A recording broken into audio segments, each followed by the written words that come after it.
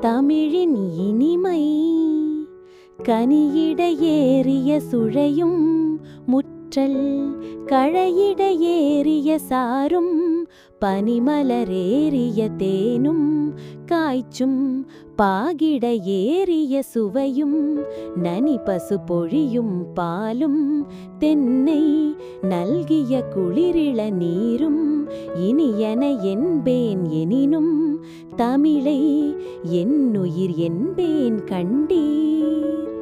புரட்சிக் கவிஞர் பாரதிதாசன். பாடல்.